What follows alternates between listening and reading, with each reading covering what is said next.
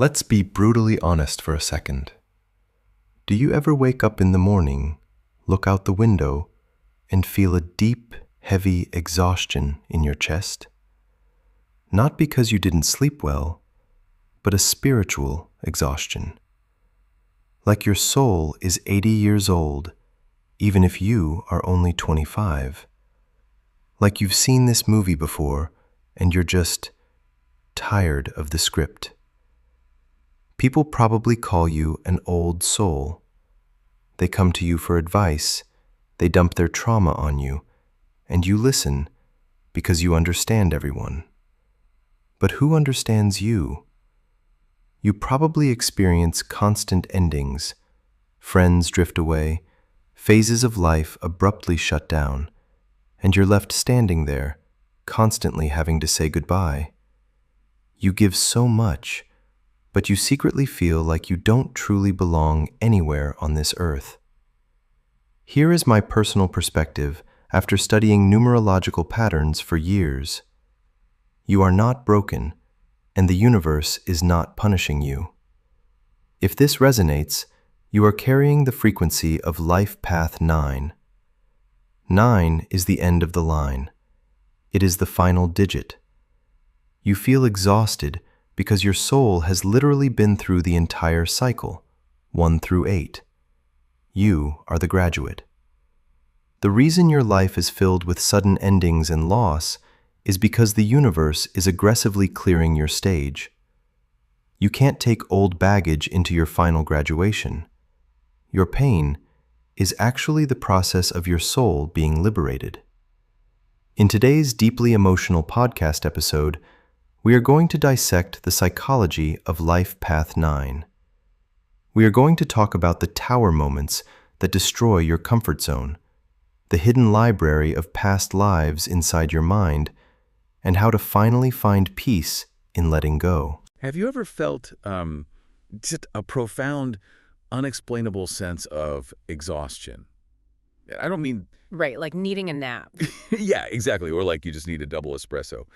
I mean, a really deep spiritual fatigue, the kind of bone-deep weariness that, kind of whispers that your soul has walked this earth 1,000 times before. Oh, it is a very specific gravity, isn't it? It really is. It's this heaviness that doesn't show up on any medical chart, yet it completely dictates how you move through the world, how you love, and, well, how you grieve. And that feeling is exactly what we're focusing on for today's deep dive. We are exploring the intense, really high-stakes world of Life Path 9 in numerology. Which is such a misunderstood path. So misunderstood. Yeah. If you casually look this up online, you'll see words like humanitarian or nice. And our mission today is to completely shatter that superficial myth. Yes, because it is so much more than just being nice. As a storyteller of these soul journeys, I can tell you the reality of this path is far more dangerous and beautiful. It's really about holding the ultimate instruction manual for soul liberation. Which is a huge concept, and we are going to unpack that because the sheer scale of it feels overwhelming. It's kind of like thinking you were picking up a light, breezy beach novel, only to realize you've been handed this heavy, ancient manual detailing exactly how to escape the universe's escape route. That is the perfect analogy. To really grasp the story of the 9, we have to first look at the concept of spiritual mathematics. Okay, spiritual mathematics. Walk me through that. So in the numerological cycle, we move from 1 to 9. The 1 is the spark, right? The raw beginning. Right. But the 9 is the summation. If you add up the energetic lessons of literally every prior number, you arrive at 9. It's the end point. You are the wisdom keeper. And wisdom, by its very nature, carries an immense weight. Exactly. It's incredibly heavy. Which means we need to talk about what a Life Path 9 is actually carrying around inside them every single day. Mm-hmm. The overarching narrative often describes this soul as a towering, ancient library. A library of lives, yes. Yeah.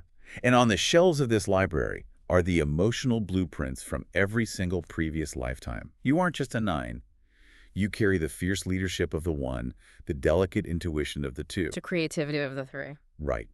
The discipline of the 4, all the way up through the executive power of the 8. And that accumulation grants them something truly astonishing, which is a supernatural empathy. Supernatural empathy. Yeah, a Life Path 9 can sit on a sidewalk with a beggar, and then later that exact same evening, sit in a boardroom with a CEO and they will intimately understand the core humanity of both. Wow. They possess the energetic memory of being the warrior, the lover, the scholar, and the rebel. But wait, hang on.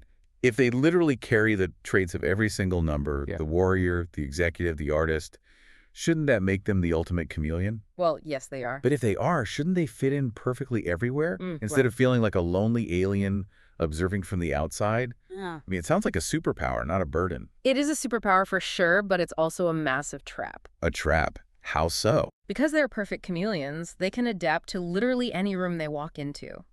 But the danger lies in losing their own identity in the process. Oh, I see. Right. When you can reflect anyone back to themselves, you very easily forget what your own face looks like. Think about the mechanics here. Because they have already lived the energy of the 1 through 8, their nervous system recognizes everyone else's trauma or joy as familiar. So their brain doesn't put up a defensive wall because it thinks, oh, I know this feeling. This is mine. Precisely. That is exactly how their boundaries become so porous. They become these psychic sponges. Just soaking everything up. Yes, and without a high level of self-awareness, they just pick up the ambient grief of humanity, like a magnet pulling in iron filings. That sounds completely exhausting. It is, and that's why they isolate themselves. Not because they are antisocial, but to try and silence the deafening echoes of those 8 previous lives, just so they can finally hear their own voice. Wow, that reframes their childhoods entirely. It really does. Because if we look at the early years of a 9, they almost universally describe feeling like a changeling, like some alien dropped into a strange land. They look at their loving family and feel this confusing, vast distance. Yes, and if you are listening to this and you remember being that kid, it makes total sense why you felt so overstimulated all the time. Totally. We see the classic watcher archetype emerge here. The young 9 observes human behavior, the petty squabbles, the popularity contests on the playground, with this profound mixture of fascination and sadness. Like they were watching a play from the balcony rather than Yes. acting on the stage with everyone else. Exactly. Because they have an ancient soul crammed into a very young body.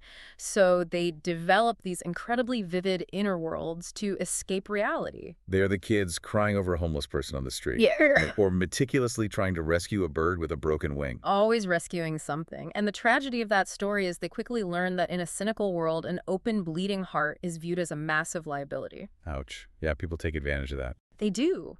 And that realization is the first great wound of the 9. They learn to hide their immense sensitivity behind a mask of conformity. Just to survive. Exactly. They tune their internal receiver away from the universal radio station because the local channel is what everyone else is listening to. They just crave safety. And that desire for safety is actually what leads us right into the fire, doesn't it? Oh, gig time. Because when the 9 spends their whole childhood feeling like an outsider, what happens when they finally grow up and build a comfortable life? The second they find a secure job or a partner that makes them feel grounded, they grip it hard. They hold on for dear life. They build a fortress around it. But the overarching story here is that this fierce grip directly triggers their ultimate karmic test. Yes, we call this the karmic crucible. It is the defining moment. The central conflict of the Life Path 9 is this intense battle between attachment and release. Attachment and release. Because they represent the energy of completion, the universe constantly subjects them to endings. And these aren't gentle transitions either. No, not at all. We are talking brutal endings. Yeah. Losing money, losing lifelong friendships, lovers walking away. Careers just evaporating overnight. Right. Right at the exact moment the 9 finally feels secure. If you are a 9 and you are listening, you might feel like your life is just a series of rug pulls. It can feel incredibly cruel. It does. Why does the universe target them like this? Well, it feels like targeted punishment, I know. But if we look at the narrative arc of their karma, it is actually calibration. Calibration. Yes, the universe is intentionally stripping away whatever the 9 is gripping too tightly. Their destiny is to belong to the collective world. Not just to one person or place. Exactly. They are not meant to hoard love or possess a specific person or hide away in a gated community the way, say, a 4 or an 8 might be able to do comfortably. Oh, that's fascinating. When the universe removes something from a 9, it isn't abandoning them. It is clearing the stage for the next act. I love that. Think of it this way. If you are a 9, you are the river, not the dam. Oh, I love that analogy. Yeah, every single time you try to build a dam to hoard the water, to keep that love or that security just for yourself, the sheer immense force of who you actually are Yeah. violently shatters the dam. I Yes. mean, you cannot contain an ocean in a swimming pool. You really can't. That river analogy illustrates the physics of their karma perfectly. Because true liberation for the 9 only happens the moment they open their hands, look at the shattered dam, and say, I surrender. Just giving up the control. Yes. And the great irony of this spiritual mathematics is that the moment they genuinely surrender, the resources and the love they were desperate for finally arrive. Wow. Because the 9 no longer needs those external things to define their worth. I am struggling with this a little bit, though. I mean, surrender is easy to talk about in a cozy studio, but in reality, it is terrifying. Oh, absolutely terrifying. So what happens when the river hits the dam and the 9 flat out refuses to let go? Because the pain of all those shattered attachments has to push this incredibly loving soul into a pretty dark place if they resist it. It does. It pushes them into what we call the shadow 9. The Shadow 9. That sounds ominous. It is. When a 9 refuses to release, they devolve into the resentful martyr. Remember, their baseline nature is incredibly generous. Right. But in the shadow state, that generosity becomes highly transactional. Subconsciously, they start expecting a return on their emotional investment. Like I gave you everything and you gave me nothing. Exactly. They start keeping this silent, aggressive, internal scorecard. Well, that's dangerous. Very dangerous. And when the world fails to be as kind as they are, which, let's be honest, it frequently does, bitterness begins to really rot their soul. Their universal love contorts into this cold, aloof cynicism. Yes, you will actually hear a Shadow 9 say, I hate people, which is the ultimate tragic irony for a soul that was literally built to love humanity. Right, so this person is walking around keeping a bitter, silent scorecard with the world. That has to absolutely detonate their intimate relationships. I mean, how does a partner even survive that? Often they don't. The shadow state just ravages their romantic lives. The 9 is often called the universal lover. The universal lover. Right, because they possess the magnetic allure of an 8 and the delicate sensitivity of a 2, yet they suffer from this massive romance paradox. Oh, the paradox of being the universal lover who fundamentally struggles with one-on-one intimacy. Exactly. Because intimacy requires you to focus on one single person with all their mundane, everyday flaws. But the 9 is so obsessed with the macro view. I want to save the world. Right. They are the person who will be out rallying for human rights, deeply engaged in some global crisis. And meanwhile, their partner is sitting at home feeling totally unseen. It happens all the time. The 9 gives their most radiant, energetic self to a stranger in crisis and brings their exhausted, depleted leftovers home to their spouse. And furthermore, they suffer terribly from the savior complex. Oh, the fixer-uppers. Yes, because the 9 can see the absolute potential in everyone. They literally perceive those dormant traits of the 1 through 8 in their partners. They fall in love with potential, not reality. They actively seek out these fixer-uppers. And if you are listening and realizing you constantly date projects, you really have to look at the toll it takes on your energy. They see the wounded soul underneath the trauma and think, oh, my love can heal them. Which is a beautiful thought, but But isn't it also a bit narcissistic to think you can heal everyone? it is. It is the ultimate ego trap of the 9. They convince themselves they're being utterly selfless. But playing savior is actually a covert way to maintain control. Wow. Because it is much easier to focus on fixing a broken partner than it is to face your own internal void. That is so true. They are exhausted because they are trying to be the lifeboat for everyone they date instead of just being the lighthouse. Oh, what a great way to put it. They desperately need a companion, not a construction project. Exactly. If they want love to work, a 9 must find an equally independent partner, someone who deeply understands their broader mission to the world and just doesn't feel threatened by it. The 9 has to realize they cannot save everyone, and more importantly, it isn't their job to. So to break them out of this resentful shadow state, to cure the savior complex and smash that transactional scorecard, the universe stages a dramatic intervention. It has to. We call this the tower moment. Like in tarot. Exactly like the tarot. The tower represents the sudden, chaotic destruction of false structures. Okay. In numerology, life moves in 9-year epicycles. For a life path 9, this devastating tower moment usually hits between the ages of 27 and 35. Or it can happen during a personal 9-year cycle. That phase in the calendar where your personal energy aligns with ultimate closure. Right. It forces a massive life audit. That sounds absolutely terrifying. I mean, you were saying the universe intentionally brains down the structures they built. Yes. The career they worked a decade for. Gone. The marriage they thought was rock solid. Over. Fractured beyond repair. The identity they so carefully crafted to fit into society just wiped out. It literally feels like the end of the world to them. But we have to look at why this happens in their story. The universe only breaks their heart to open it. To open it. This crisis is mathematically designed to shatter the ego. Because the ego wants control, it wants recognition and safety. But the soul of the 9 wants expansion. Right. This tower moment strips away the nice guy or nice girl mask entirely. It forces them to stand in the smoking rubble of their life and realize, wait, I am still standing. Let's pause on that, because that is a profound shift. It changes everything. They realize they survived the fire. And because their security no longer comes from that specific job or that specific partner or the approval of their family, their security finally comes from within. They become fireproof. A true phoenix rising from the ashes. And this is the great pivot.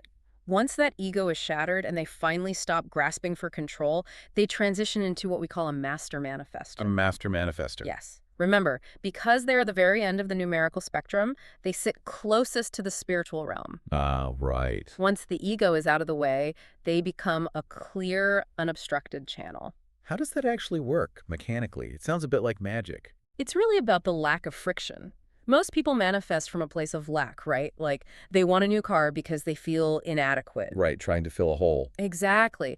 When a 9 tries to manifest from their ego, the universe hits the brakes hard, the river hits the dam. But when the 9 aligns with their true purpose, there's absolutely no friction. Because they aren't asking for things to feed their ego. Right. They're asking for resources to facilitate their work in the world. And the stories describe this state as feeling almost effortless. Like, if they need a vehicle to transport supplies for their humanitarian project, it just appears. Yes, an anonymous donor calls out of the blue. Or a solution arrives in a dream. Their intuition becomes razor sharp.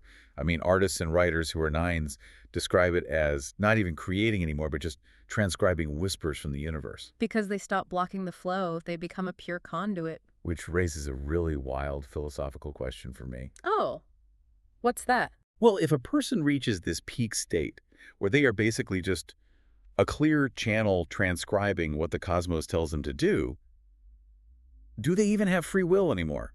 Or are they just like a puppet to the universe? That is a brilliant question. The best way to view it is that the 9 is the instrument and life itself is the musician. The instrument and the musician. Yeah. Their free will lies entirely in the daily choice to keep the instrument tuned. Oh, wow. They aren't a puppet. True freedom for the 9 isn't doing whatever their chaotic ego desires on a whim. True freedom is the profound peace they experience when their actions seamlessly align with the collective good. The daily choice to keep the instrument tuned. I love that.